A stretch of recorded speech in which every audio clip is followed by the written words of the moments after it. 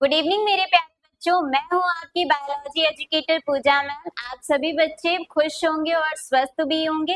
बेटा, खुश होना और स्वस्थ होना बहुत जरूरी है। अगर हम खुश और स्वस्थ नहीं होंगे तो हमारी पढ़ाई नहीं अच्छी होगी, और पढ़ाई को दमदार करने के लिए बच्चों आपका खुश रहना और स्वस्थ होना बहुत ही ज्यादा जरूरी है। इसीलिए हमेशा क्या रहिए, आप स्वस्थ रहिए, अपना ध्यान रखिए और अपने माइंड को बिल्कुल हैप्पीनेस से भर दीजिए। ठीक है, तो जैसा कि बच्चों आज हमारी लेक्चर 2 है, लेक्चर 1 हमने कंप्लीट कर चुके हैं, जो कि हमारी पुष्प की संरचना था। हमने बहुत बेहतरीन तरीके से उसे कंप्लीट किया था।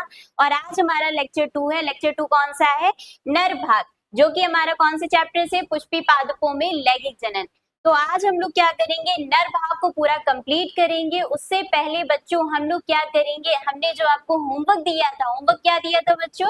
पुष्प की संरचना से आपको कुछ क्वेश्चंस दिए थे। आई होप आपने सभी बच्चों ने किए होंगे और आंसर्स मैच करना भी चाहते होंगे। अगर नहीं भी किए हैं तो बच्चों आज हम लोग सॉल्व करेंगे और आप सभी बच्चों को कमेंट करके उन सबके आंसर्स देने होंगे बच्चों। ठीक है, तो सबसे पहली चीज हम लोग क्या करने वाले, पुष्प की संरचना जो हमने टॉपिक पढ़ा था उसके क्वेश्चंस को हम लोग सॉल्व करेंगे। क्योंकि बेटा, एक टॉपिक तभी अच्छी तरीके से तैयार होता है जब हम उनके क्वेश्चंस को सॉल्व करते हैं, उनके जब हमें आंसर्स पता होते हैं। तो इसी तरीके से हम सबसे पहले क्या करेंगे, पहला जो लेक्चर हमने 1 कंप्लीट किया था उसके क्वेश्चंस को हम लोग क्या करेंगे, आंसर्स लिखेंगे। तो पहला की जैसा कि बच्चों देख रहे हो आप, पहला क्वेश्चन क्या है, पुष्प का प्रजनन अंक क्या है? सबसे पहले हम लोग पेन सेलेक्ट कर लेते हैं। तो बच्चों आपका फेवरेट कलर कौन सा है? फेवरेट कलर ग्रीन ले लिया जाए। चलो अच्छा, तो बच्चों पहला क्वेश्चन क्या है, पुष्प का प्रजनन अंक क्या है? प्रजनन अंक जिससे जनन क्रिया होती है, जिससे एक बीज का निर्माण होता है। तो बेटा, पौधों का जो प्रजनन अंक होता है वो होता है पुष्प। अरे बहुत ही लाइट लिख रहा है, तो हम क्या करते हैं बच्चों, थोड़ी सी थिकनेस बढ़ा लेते हैं। ठीक है बच्चों, तो हम देखते हैं जो हमारा पौधे का प्रजनन अंक है, प्रजनन अंक क्या होता है बच्चों? पुष्प। क्या होगा बच्चों? पुष्प होगा। कमेंट सेक्शन में आप सभी बच्चों को इन क्वेश्चंस के आंसर देते रहने हैं। दूसरा क्वेश्चन हम देखेंगे, कली अवस्था में पुष्प की सुरक्षा कौन करता है? तो याद करो बच्चों, हमने पुष्प की संरचना में क्या पढ़ा था कि जो पुष्प जब कली अवस्था में होता है तो उसकी सुरक्षा कौन करता है? सुरक्षा का जो कार्य होता है वो किसके पास होता है बेटा? बाह्य दल पुंज के पास। किसके पास होता है बच्चों? बाह्य दल पुंज के पास। तो जल्दी से कमेंट सेक्शन में इन सबके आंसर्स आपको देने हैं बच्चों। अब थर्ड वाली की बात करते हैं, तो थर्ड वाला क्वेश्चन क्या है बच्चों? रंगीन भाग को क्या कहते हैं? रंगीन भाग याद करो बच्चों, जो कीटों को आकर्षित कर लेता है। कीटों को आकर्षित करने वाला भाग कौन सा था बच्चों? दलपुंज। क्या था बच्चों? दलपुंज। याद करो, इसकी इकाई हमने क्या बताई थी? इकाई क्या थी इसकी? दल। दलों के समूह को क्या बोला जाता है? दलपुंज बोला जाता है। अगला देखते हैं बच्चों, नर प्रजनन अंग क्या है? नर प्रजनन अंग क्या बताया था बच्चों? पुमंग। क्या बताया था? पुमंग। इसकी इकाई की बात करें तो क्या होगा? पुंकेसर।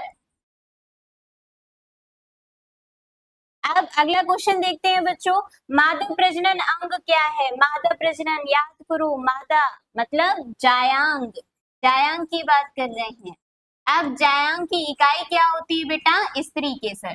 जायांग की इकाई क्या याद रखोगे बच्चों? स्त्री केसर। अगले क्वेश्चन की तरफ बढ़ते हैं। अगला क्वेश्चन क्या है, परागकण कहाँ बनते हैं? याद करो बच्चों, परागकण, परागकणों का निर्माण कहाँ होता है? तो आप सभी बच्चे बताएंगे परागकोश में होता है। कहाँ होता है बच्चों? परागकोश में। हमें पता है, आप सभी बच्चे आंसर बहुत अच्छी तरीके से आप लोगों को आ रहे होंगे। पुंकेसर का डंठल क्या कहलाता है? जो डंठल जैसी संरचना होती है पुंकेसर में, वो भाग क्या कहलाता है बेटा? उसे हम लोग क्या बोलते हैं? पुतंतु कहते हैं। क्या कहते हैं बच्चों? पुतंतु। अब स्त्री केसर का ऊपरी भाग कौन सा होता है? ऊपरी भाग की बात करें तो ये जो संरचना होती है, इस संरचना को हम लोग क्या कहते हैं? ये आपका क्या है?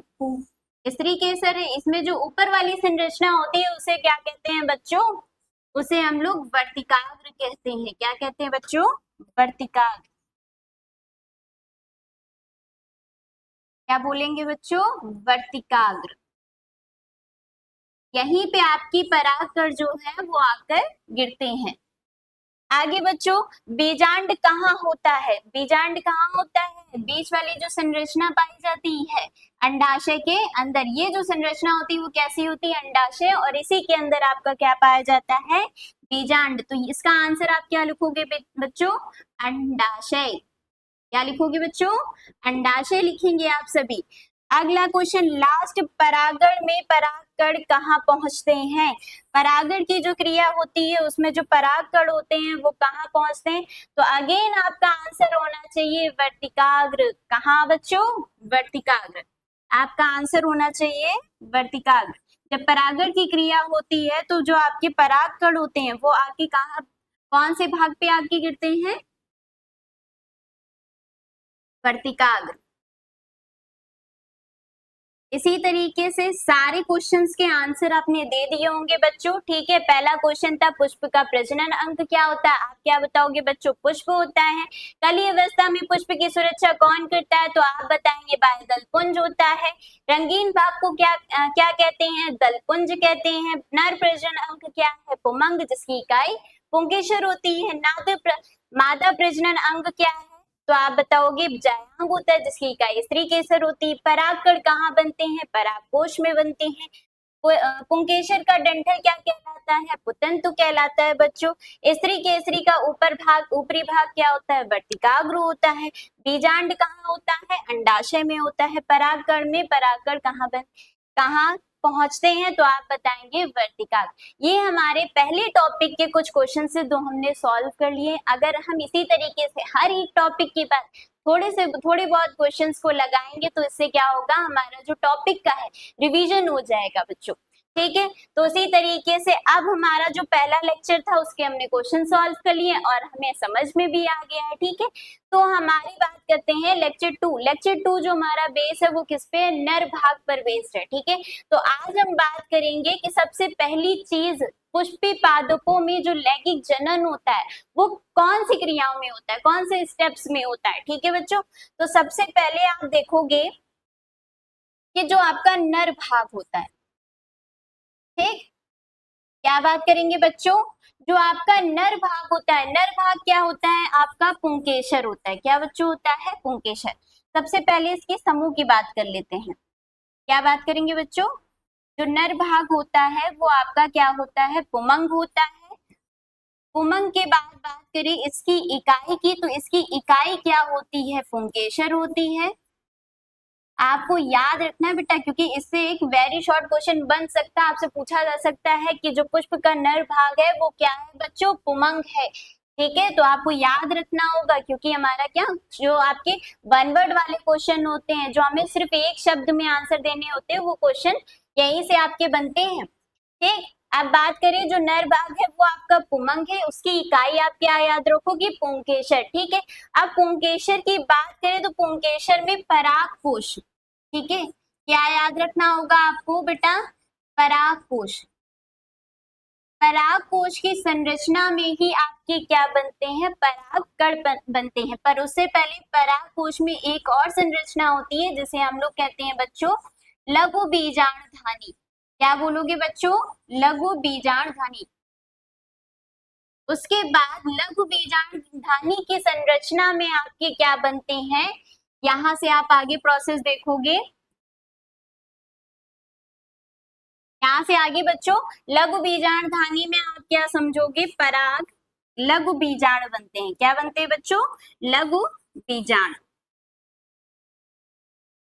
आपको याद रखना होगा बच्चों कि जो लघु बीजाणुधानी की संरचना होती है उसी में आपके क्या बनते हैं? लघु बीजाणु बनते हैं। और लघु बीजाणु से ही आपके क्या बनते हैं? नर युग्मक बनते हैं। क्या बनते हैं बच्चों? नर युग्मक बनते हैं। क्या बनते हैं बच्चों? नर युग्मक बनते हैं, ठीक। ये जो पूरी निर्माण की जो क्रिया है वो नर युग्मक तक की बनने की क्रिया है। सबसे पहले याद रखना होगा नर भाग आपका पुमंग, जिसकी इकाई पुंकेसर होती है। पुंकेसर में बात करें कौन से भाग में? परागकोश के भाग में। परागकोश के भाग में आपकी लघु बीजाणुधानी संरचना पाई जाती है, उसमें आपके क्या बनते हैं? लघु बीजाणु। लघु बीजाणु यानी आपके जो पराग कण होते हैं, ठीक।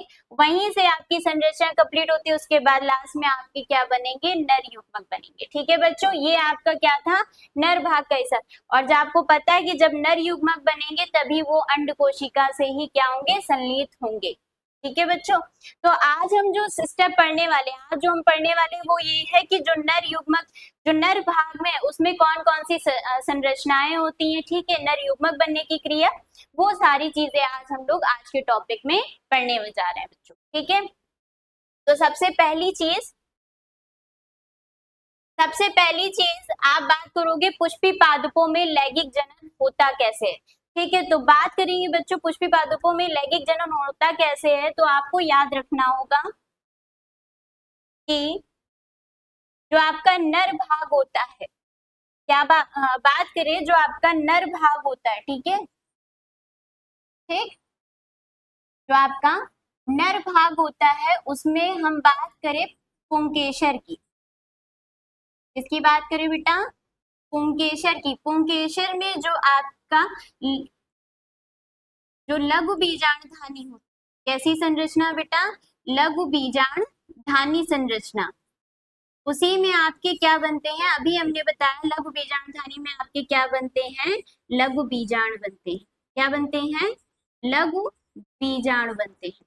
और लघु बीजाणु से ही आपके क्या बनते हैं, नर युग्मक बनते हैं, क्या बनते हैं बच्चों, नर युग्मक बनते हैं।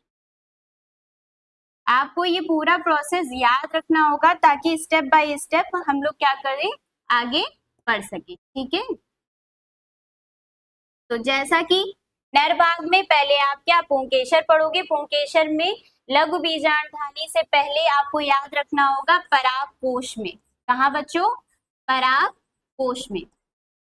फिर पराग कोश की बात करें तो पराग कोश में आपकी लघु बीजाणुधानी संरचना पाई जाती है, फिर उसमें आपके लघु बीजाणु बनते हैं और फिर उससे नर युग्मक बनते हैं। उसी तरीके से मादा भाग की बात करें, क्या बात करें बच्चों, मादा भाग की बात करें, ठीक है।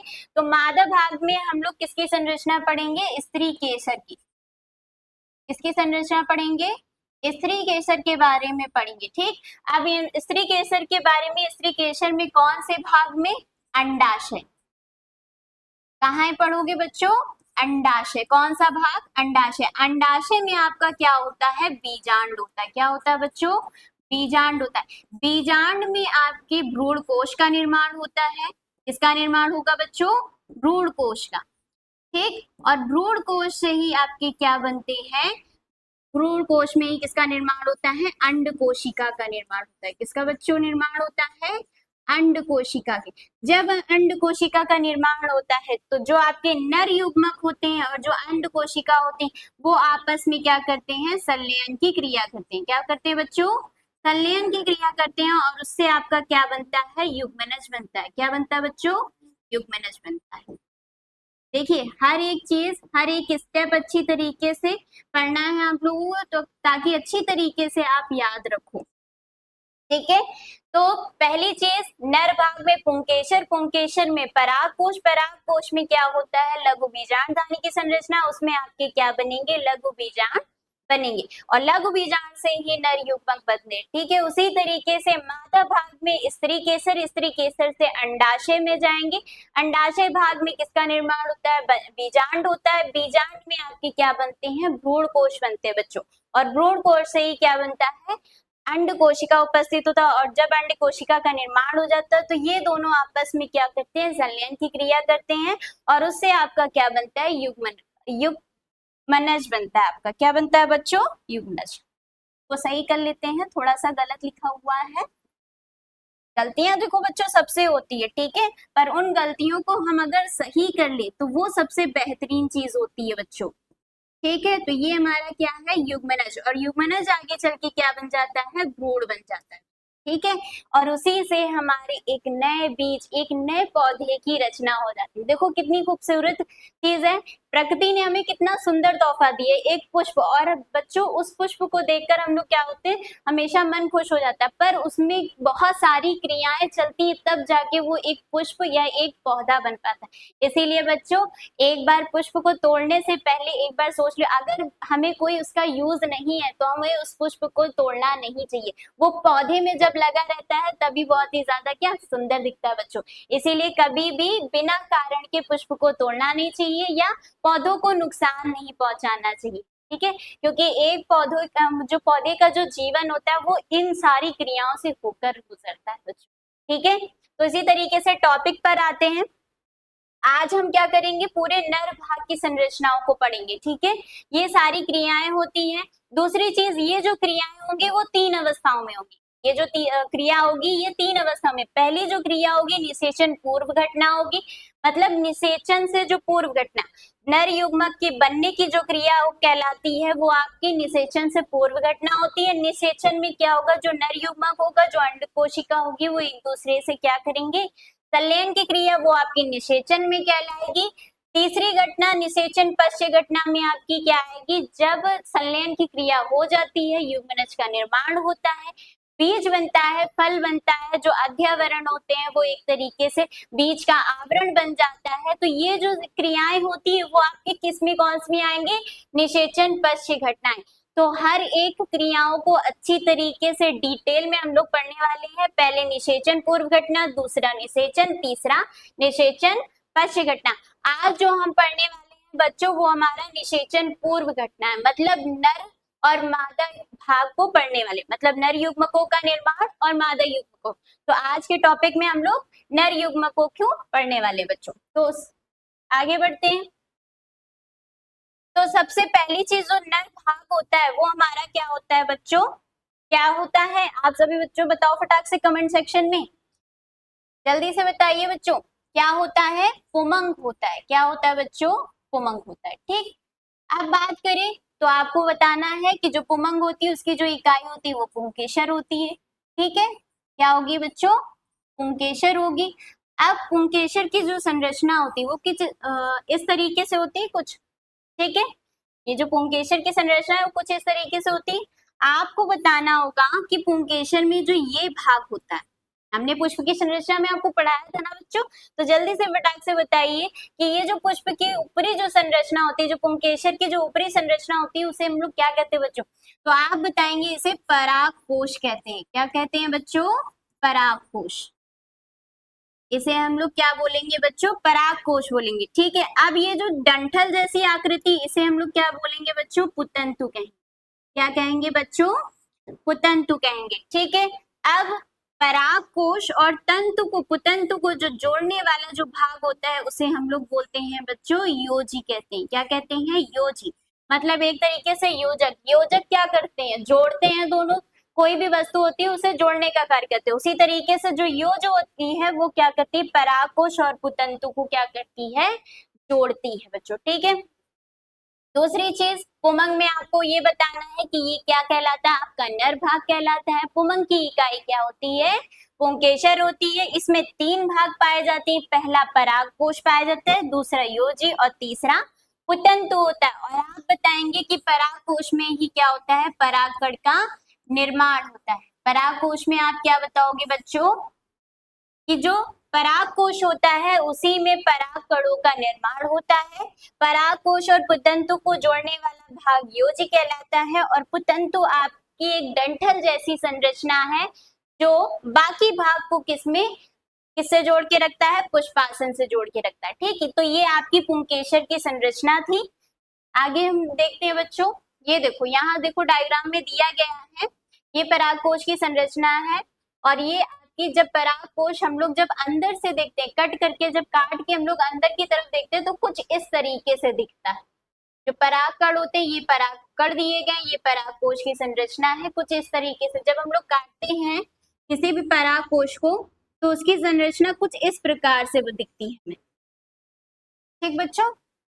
देखो डायग्राम में जैसे दिया गया है, ठीक है। तो पढ़ लेते हैं। पुमंग पुष्प का नर जननांग होता है। पुमंग की इकाई को पुंकेसर या लघु बीजांडपढ़ कहते हैं, ठीक है। हर एक नाम को अच्छी तरीके से हम लोग को जानना है बच्चों। तो पहला देखो जो इसकी इकाई है पुंकेसर, पुंकेसर भी जानना है और साथ में हम लोग जानेंगे कि इसे लघु बीजाणु पढ़ भी कहा जाता है। ठीक, दूसरी चीज आपको याद रखनी होगी कि जो परागकोश होता है उसमें आपके 2 पाली होती है। कितनी पाली होती हैं? द्विपाली होती है। तो हमेशा अगर क्वेश्चन आपसे पूछा जा सकता है कि जो परागकोश की जो संरचना होती है वो कैसी संरचना होती है, तो आप सभी बच्चों को बताना होगा कैसी संरचना होती है, द्विपालित। ठीक है बच्चों, और इसी में आपके पराग कणों का निर्माण होता है। ठीक है, अब आगे बढ़ते हैं बच्चों। तो आगे आप परागकोश की संरचना देखोगे। देखो ये आपकी क्या दी गई है, परागकोश की संरचना दी गई है जो आपकी द्विकास्ट, एक पाली में अगर बात करें, ठीक है, एक पाली की बात करें तो इसमें द्विकोष्ठक होते हैं। पहला कोष्ठक ये, दूसरा कोष्ठक ये। तो आपको बच्चों ये याद रखना है कि परागकोश में जो एक पालित होती है उसमें 2 परकोष्ठक होते हैं और इसकी जो पूर्ण परागकोश की जो संरचना होती है वो कैसी कहलाती है, चतुष्कोणीय कहलाती है। चतुष्कोणीय कहलाती क्योंकि एक पालित में आपके 2 होते हैं और दूसरे पालित में भी 2, तो इन्हें मिला के कितने हो गए, 4। तो ये जो संरचना कहलाती है वो संरचना कैसी कहलाती है, चतुष्कोणीय। आगे इसी में ये जो थैलीनुमा संरचना होती है इसी को हम लोग क्या कहते हैं, लघु बीजांडधानी कहते हैं। क्या कहते हैं बच्चों, लघु बीजांडधानी। अब इसकी संरचना को हम लोग पढ़ लेते हैं एक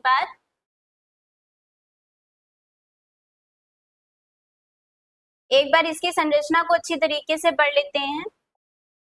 यहाँ देखो बच्चों, तो सबसे पहली चीज जो परागकोश होता है वो कुछ इस तरीके से दिखता है। ठीक है बच्चों, जो परागकोश होता है वो कुछ इस तरीके से दिखता है और इसमें जो जगह खाली होती है, इसके कोने पे जो आपके गोल गोल जो हिस्से दिखते हैं उसे हम लोग क्या कहते हैं, लघु बीजांडधानी कहते हैं। क्या कहते हैं बच्चों, लघु बीजांडधानी।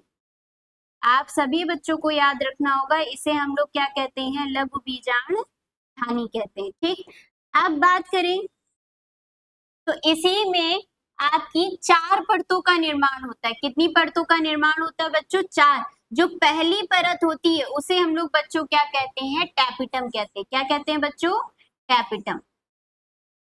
क्या बच्चों बोलेंगे इसे, टैपिटम। ठीक है, इसी के ऊपर एक और संरचना होती है उसे हम लोग क्या कहते हैं बच्चों, उसे हम लोग बोलेंगे मध्य परत। क्या बोलेंगे बच्चों, मध्य परत की बात करेंगे। ठीक, अब इसी के ऊपर एक और संरचना होती है उसको हम लोग बोलते हैं बच्चों एंटास्टीशियम। क्या पढ़ेंगे बच्चों, एंटास्टीशियम।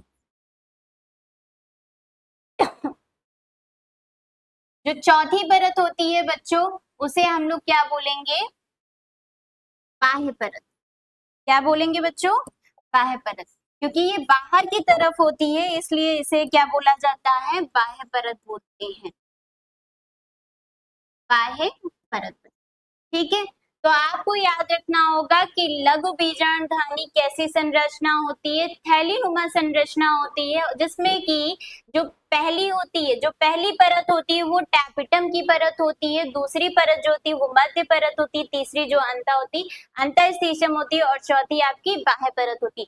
इसमें आपको ये याद रखना होगा कि जो टैपिटम होती है वो उसका जो मेन कार्य होता है कि जो आपके पराग कण होते हैं, ये क्या बच्चों, पराग कण होते हैं, उसमें ये पोषण का कार्य करती है। क्या करती है, पराग कणों को पोषण को प्रदान करने के लिए जो पराग कण होते हैं वो पूरी तरीके से विकास कर सके, तो वो उसका जो पोषण देता है वो देने वाला कौन होता है बच्चों, वो टैपिटम होता है। ठीक है, बात करें ये जो 3 परतें होती हैं, बाह्य परत, ठीक है, बाह्य त्वचा, अंतःस्टीशियम, मध्य परत, ये जो 3 परतें होती हैं ये क्या करती हैं बच्चों, सुरक्षा प्रदान करती है। क्या करती हैं, सुरक्षा प्रदान करती है। ठीक है, आपको मेनली याद रखना होगा कि जो लास्ट की जो 3 परतें हैं उनका कार्य होता है कि सुरक्षा प्रदान करना, और जो हमारी टैपिटम होती है मुख्य रूप से टैपिटम का कार्य, इससे क्वेश्चन आता जरूर है बच्चों कि जो टैपिटम होती है उसका कार्य क्या होता है, तो टैपिटम का कार्य ये होता है कि वो पराग कणों को पोषण प्रदान करती है। दूसरी चीज आपको याद रखनी है, ये एक स्पोरोपोलिनिन नामक प्रोटीन भी स्रावित करता है। आपको बच्चों याद रखना होगा स्पोरोपोलिनिन।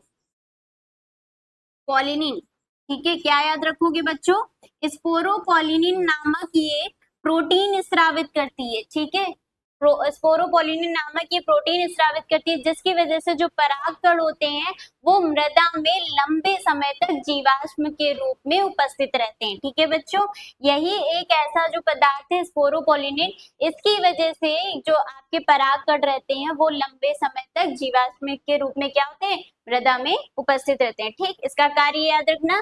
दूसरी चीज, ये कैलस एंजाइम को स्रावित करता है, जिसकी वजह से क्या होता है, जो स्फुटन की क्रिया होती है, जो परागकण होते हैं वो यहाँ से बाहर लघु बीजाणु धनी से बाहर निकलते हैं। ठीक है, दूसरा आपको क्या याद रखना है बच्चों की कैलस एंजाइम। ठीक है, नेम याद रखना कैलस एंजाइम।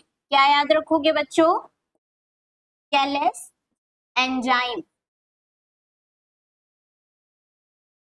Callus enzyme. ठीक है बच्चों, तो कैलस एंजाइम का कार्य क्या याद रखना है कि ये आपके जो स्फुटन की क्रिया होती है उसमें सहायक होता है। ठीक बच्चों, तो ये आपकी 4 परतें थी, किसमें परतें थी, पहली टैपेटम, दूसरी आपकी मध्य परत, तीसरी एंडोस्टेडियम, तो चौथी आपकी बाह्य त्वचा।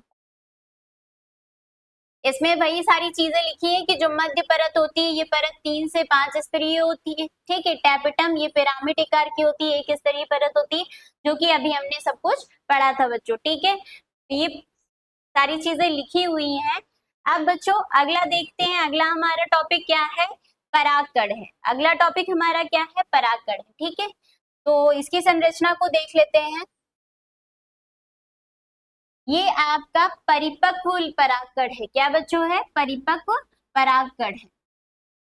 अब इसमें बात करें तो ये जो परागकण होता है ये कब बनता है आपका, कहाँ बनता है, के परागकोश में बनता है। कहाँ बनता है, परागकोश में लघु बीजाणुधनी में बनता है बच्चों। पहली चीज ये याद रखना कि इसमें ये जो संरचना होती है ये आपकी जनन भाग कहलाता है। क्या कहलाता है बच्चों, जनन भाग कहलाता है।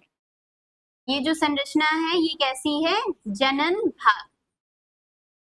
इसी में आपका जनन केंद्रक पाया जाता है। ठीक, जो ऊपर का बड़ा आकार का जो हिस्सा होता है इसे हम लोग क्या कहते हैं बच्चों, कायिक भाग। क्या कहते हैं बच्चों, कायिक भाग कहते हैं। ठीक, अब बात कर लिए बच्चों इसकी जो बाहर की संरचना होती है, इस तरीके से डायग्राम की हम लोग प्रैक्टिस अभी से करेंगे, तभी बच्चों हम क्या करेंगे, बोर्ड एग्जाम में हमारे डायग्राम क्या हो जाएंगे, अच्छे हो जाएंगे। बिल्कुल हम लोग महारत हासिल कर लेंगे। ठीक है, अब बात करें बच्चों ये जो बाहरी परत है, ठीक है, ये आपकी क्या होती है, बाह्य चोल। क्या होती है बच्चों, बाह्य चोल। इसे हम लोग क्या बोलेंगे, बाह्य चोल कहेंगे। ठीक है, बात करें इसे हम लोग क्या कहते हैं, अंतःचोल। इसे क्या कहेंगे बच्चों, अंतःचोल। ठीक, जो बाहरी परत होती है वो क्या कहलाती है, बाह्यचोल कहलाती है। जो आंतरिक परत होती है उसे हम लोग अंतःचोल कहते हैं। ठीक है, जैसे कि हमने बताया ये जो छोटा हिस्सा होता है इसे हम लोग जनन भाग कहते हैं। इसी में आपका क्या पाया जाता है, इसी में आपका जनन केंद्रक पाया जाता है। क्या बच्चों पाया जाता है, जनन केंद्रक। केंद्रक कह सकते हो या कोशिका कह सकते हो। ठीक है, अब ये जो बड़ी आकार में होती है इसे हम लोग क्या कहते हैं बेटा, कायिक केंद्रक। कायिक केंद्रक या कोशिका। ठीक है बच्चों, याद रखोगे कायिक केंद्रक। ठीक, कोशिका भी हम लोग लिख सकते हैं। ठीक, अब देखो यहाँ पे कुछ जगह बीच बीच में क्या हो गई है, छूट गई है। ठीक है, यहाँ पे क्या हो गया, बाह्यचोल की कुछ जगह छूटी हुई है, खाली जगह। तो खाली जगह हमेशा याद रखना, खाली जगह किसकी होगी, जनन छिद्र। क्या कहलाएगा बच्चों, जनन छिद्र लिखें। ठीक है, अब बात कर लेते हैं इनके कार्य। ठीक, तो कार्य में आप लोग को याद रखना है कि जो बाह्य चोल होता है बच्चों, तो बाह्य चोल अभी पढ़ा कि जो आपकी टैपेटम होती है वो क्या प्रदान करती है, स्पोरोपोलिनिन नामक प्रोटीन स्रावित करती है। ठीक है, तो वही चीज है जो बाह्य त्वचा होती है, बाह्य जो चोल होती है वो किससे बनी होती है, स्पोरोपोलिनिन से बनी होती है। किससे बनी होती है बच्चों, स्पोरोपोलिनिन। ठीक, इसमें किसी भी प्रकार का अम्ल क्षार का कोई भी प्रभाव इस त्वचा पे नहीं पड़ता। इस वजह से जो परागकण होते हैं, जो नर युग्मक होते हैं, वो पूरी तरीके से सुरक्षित रहता है। किसकी वजह से, स्पोरो पॉलिनेन की वजह से। ये बाहरी परत होती है और बहुत ही ज्यादा सख्त परत होती है, ठीक। अब बात करें अंताचूल की, तो अंताचूल जो होती है वो किससे बनी होती है? पेक्टिन सेलुलोज से। आपको याद रखना होगा कि जो अंताचूल होती है वो किससे बनी होती है? पेक्टिन एवं सेलुलोज से, सेलुलोज, ठीक है। आगे बात करें कि जो जनन केंद्रक है, ठीक है, जनन केंद्रक या जनन कोशिका, ये आगे चल के क्या बनाती है? नर युग्मक का निर्माण करती है। क्या बनाती है बच्चों? नर युग्मक का निर्माण करती है, ठीक। अब कायिक जो केंद्रक होती है वो क्या बनाती है बच्चा? पराग नलिका बनाती है। क्या बनाती है? पराग नलिका का निर्माण करती है, ठीक। आगे चल के जब पराग नलिका, दूसरी चीज, पराग नलिका का निर्माण क्या होता है? पराग कण के स्फुटन, मतलब जब पराग कण आपके वर्तिकाग्र पे पहुंचते हैं तभी किसका निर्माण होता है? पराग नलिका का निर्माण। तब तक जो कायिक केंद्रक होता है वो क्या करता है? जनन केंद्रक या कह सकते हो नर युग्मक को पोषण प्रदान करता है। इसमें क्या होता है? जो कायिक भाग होता है उसमें बहुत सारी चीजें, भोजन इकट्ठा होती है। जो भोजन क्या करते हैं? किसे देती है? जनन केंद्रक या फिर नर युग्मक को देती है बच्चों, ठीक है। तो दूसरी चीज, जब ये आपके वर्तिकाग्र में पहुंचती है तो ये किसका निर्माण कर लेती है? पराग नलिका का निर्माण करती थी। अब जनन छिद्र का कार्य क्या होता है? कि जो पराग नलिका होती है वो जनन छिद्र के माध्यम से ही क्या होती है? वर्तिकाग्र से निकल के कहाँ पहुंचती है? आपके बीजांड पे पहुंचती है। कहाँ पहुंचती है बच्चों? बीजांड, ठीक है। तो ये सारे कार्य आपको याद रखने होंगे, ठीक है। इसमें आपका कोशिका द्रव्य भरा रहता है, ठीक है। बीच बीच में आपकी इस तरीके की जो संरचनाएं होती हैं उसे हम लोग रिक्तिका भी कहते हैं। क्या कहते हैं बच्चों? रिक्तिका। आपको सारे नेमिंग अच्छी तरीके से, सारी संरचनाओं को याद रखना होगा कि कौन सा भाग क्या कहलाता है, ठीक है। एक बार फिर से रिवीजन करा देते हैं। जो आपकी बाह्य परत होती है, बाह्य चोल होती है, उसे स्पोरोपोलिनिन से बनी होती है। दूसरी जो आपकी अंतःचोल होती है वो पेक्टिन एवं सेलुलोज से बनी होती है, ठीक है। जो ऊपरी भाग जो बड़ा आकार का होता है उसे हम लोग कायिक भाग कहते हैं। जो छोटा आकार का होता है उसे हम लोग क्या कहते हैं बच्चों? जनन भाग कहते हैं। बात करें तो आपका कायिक जो केंद्रक होता है वो आगे चल के किसका निर्माण करता है? पराग नलिका का निर्माण करता है। और जो जनन केंद्रक होता है वो आगे चल के क्या? दो नर युग्मकों का निर्माण करता है। कितने बच्चों? दो नर युग्मकों का निर्माण करता है बच्चों, ठीक है। तो ये कंप्लीट हो गया आपका। ये क्या था? परागकण की संरचना, वही चीजें लिखी हुई हैं। परागकण को नर युग्मकों की प्रथम कोशिका या फिर कह सकते हो एक सूज में एक कोशिकीय या अगुड़ी संरचना होती है। ये कैसी संरचना होती है? अगुड़ी संरचना होती है, ठीक। आकार क्या होता है? लगभग 0.05 मिलीमीटर होता है। आकृति कैसी होती है? गोल, अंडाकार, बहुफिल्की होती है, ठीक है। और जो भी अध्ययन हम लोग परागकण के बारे में करते हैं बच्चों वो क्या कहलाता है? परागणु। क्या कहते हैं बच्चों? परागणु विज्ञान कहते हैं। क्या कहते हैं बच्चों? परागणु विज्ञान कहते हैं, ठीक है। जो भी परागकण का जब भी हम लोग अध्ययन करते हैं तो उस अध्ययन को क्या बोला जाता है? परागणु विज्ञान कहा जाता है बच्चों, वही चीज। अब आगे जो बाह्य चोल है, जो अंतःचोल है, बाह्य चोल की बात करें तो ये कैसी होती है? बाहरी, मोटी, सख्त और अलंकृत परत होती है। और किससे बनी होती है? स्पोरोपोलिन से। अंतःचोल जो होती है भीतरी, पतली और झिल्लीनुमा परत होती है, जिससे किससे बनी होती है? पेक्टिन और सेलुलोज से बनी होती है बच्चों।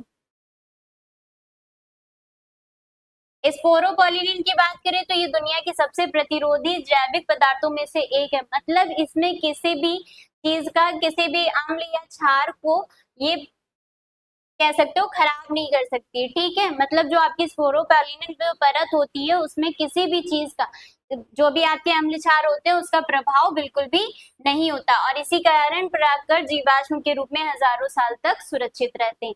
और हर जो पौधा होता है, हर परागकण का एक अलग अलग समय होता है, ठीक है।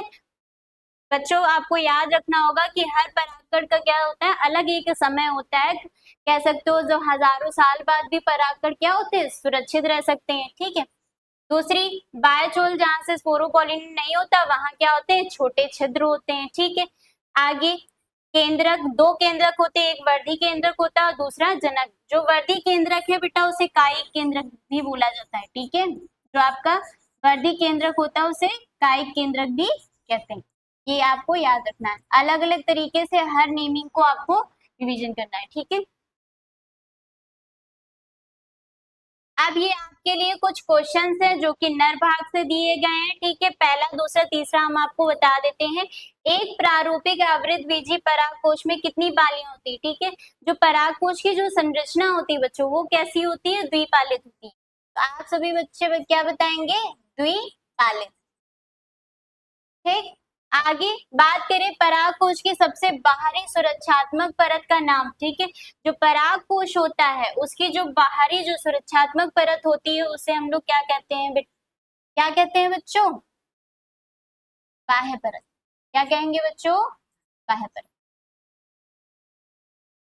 अब बात करें परागकोश की उस परत का नाम जो इसके स्फुटन में मदद करती है। स्फुटन की क्रिया में कौन सहायक होती है, तो आपको याद करना होगा स्ट्रोशियम। याद रखोगे बच्चों, स्ट्रोशियम, ठीक। जो परागकोश होती है वो जब स्फुटन की क्रिया होती है तो उसमें कौन सी परत होती है, स्ट्रोशियम की होती है। बाकी आप सभी बच्चों को ये सारे क्वेश्चन सॉल्व करने अच्छी तरीके से लगाने हैं। अगली क्लास में इन सब के आंसर्स हम देने वाले हैं और अगली क्लास हमारी जो होने वाली है वो मादा भाग की होने वाली है। इसी तरीके से अगर उस क्लास से जुड़े रहना है तो आपको क्या कर लेना है, चैनल को सब्सक्राइब कर लेना है। और आपको अगर जय बैच से जुड़ना है तो इस नंबर पे आप कांटेक्ट कर सकते हैं, अपना नेम और क्लास मेंशन करके आप क्या कर लोगे, जय बैच के साथ जुड़ जाइए। और अगर आपको इस क्लास का पीडीएफ चाहिए है तब भी आप इस नंबर से कांटेक्ट करोगे तो आपको वो पीडीएफ भी बच्चों मिल जाएगा। तो आज के लिए इतना ही रखते हैं बच्चों, राधे राधे।